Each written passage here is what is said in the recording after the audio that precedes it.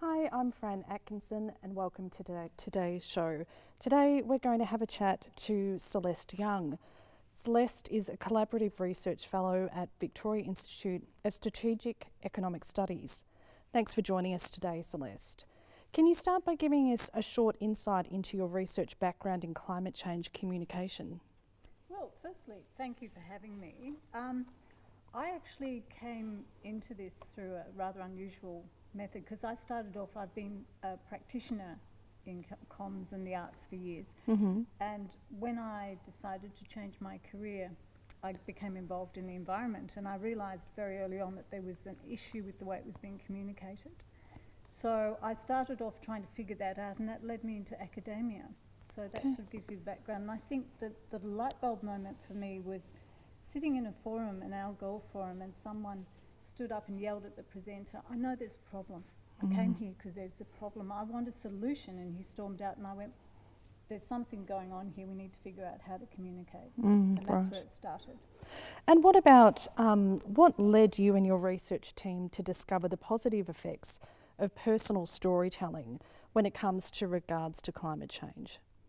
Well, I think, again, that story of that gentleman who stormed out, I think one of the issues is we're not just giving people information, we want them to do something with it. We want people to engage and actually take an action. So you have to get a balance of your heart and head with individual people. So it was about what we call framing it into different contexts, whether you're talking to a child, whether you're talking to a business owner, whether you're talking to people in universities, and finding what the common narrative you had between each of them might be, and how you could have a conversation with them. So it's always been about this two-way conversation and dialogue. And so the storytelling is part of that. It's sharing stories together to create an action.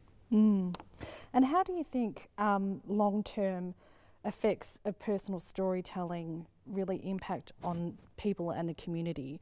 So in a sense, is it only until we kind of absorb it personally that we really understand the impact of climate change?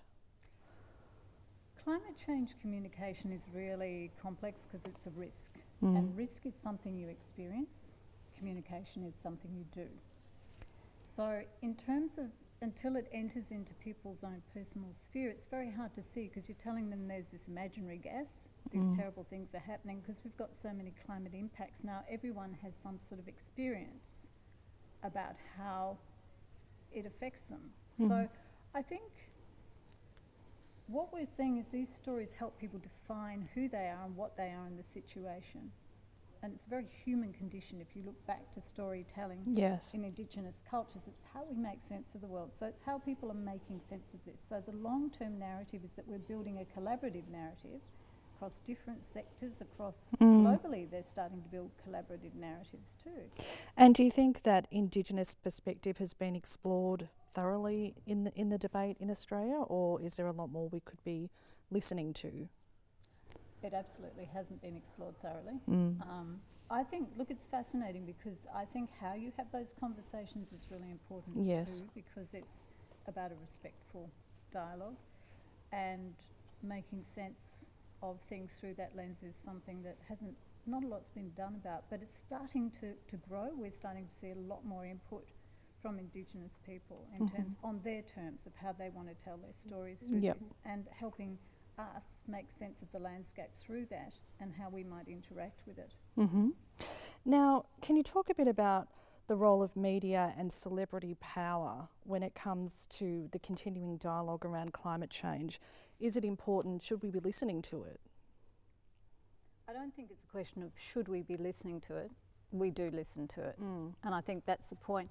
I think celebrity, we are in this kind of microscopic focus on celebrities at the moment. So what they do, everything they do is under scrutiny. I think they have incredible power, both positive and negative. Yes. I think the trick about that is to teach people how to listen to that, because a lot of people don't differentiate, they just copy. So when you get a very negative, like someone like some of the current political stances that you see, a very high-powered profile people, they can have a really negative impact, and it can also isolate people. So it can be used. You can see a lot of celebrities getting together and drawing people together now about Yes. this narrative, about what we can do, and it's a positive narrative to move forward. So it's not just what they say, it's also how they live their lives. And what about the next generation, coming up and climate change? How do you think they've engaged with the subject? Look, young people are very engaged. It's their future. Yeah. And I think they're really angry. That if you want my honest opinion, I think they're frightened, I think they're angry, I think they're proactive and hopeful that we will step in very quickly to start moving things forward. So I think they're very engaged. Yep. Now, if you could just leave us with some advice about how to communicate constructively about the subject of climate change. It's explosive, it can get heated very quickly.